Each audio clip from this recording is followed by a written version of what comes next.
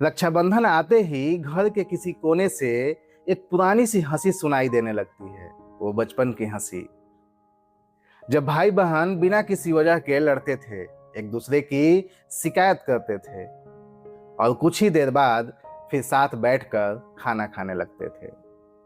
वो उम्र जब एक चॉकलेट के लिए लड़ाई होती थी, एक खिलौने के लिए पूरा घर सिर पर उठा लिया जाता था। आज वही भाई अपनी कलाई पर राखी बंधवाते हुए शायद उन सारी शरारतों को चुपचाप याद करता है।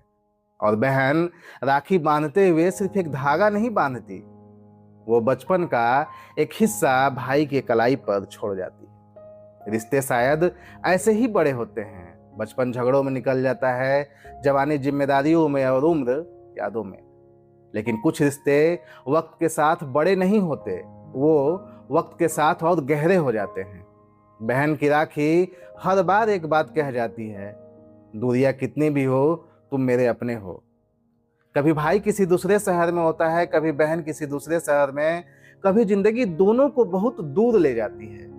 लेकिन राखी का एक धागा इन सारी दूरियों से लंबा होता है, क्योंकि बहन भाई की कलाई पर सिर्फ राखी नहीं बांधती, वो माँ की डांट बांधती है, पिता की आवाज बांधती है, आंगन की वो दोपहर बांधती है, छोटी छोटी लड़ाइयाँ बांधती है, छुप कर खाई गई मिठाइयाँ बांधती है, और वो पूरा बचपन जो समय के साथ कहीं पीछे छूट गया। इसलिए इस रक्षाबंधन सिर्फ राखी मत बांधिए, थोड़ी देर बचपन के पास बैठिए, बहन से बिना किसी काम के बात कीजिए, भाई से बिना किसी वजह के मिलिए, क्योंकि जिंदगी बहुत तेजी से आगे बढ़ती है और रिश्ते कभी कभी हमारे पास होते हुए भी हमसे दूर हो जाते हैं।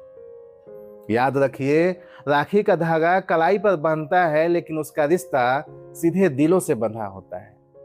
और कलाई पर बंधी राखी कुछ दिनों बाद उतर जाती है, धागा टूट भी सकता है, लेकिन बहन का वो स्पर्श भाई की कलाई से उतरकर दिल में उतर जाता है। और दिल में उतरी हुई मोहब्बत उम्र भर नहीं उतरती। यही तो है राखी, सिर्फ एक धागा नहीं, पूरे बचपन की एक गांठ। रक्षाबंधन की हार्दिक शुभकामनाएं। नमस्कार।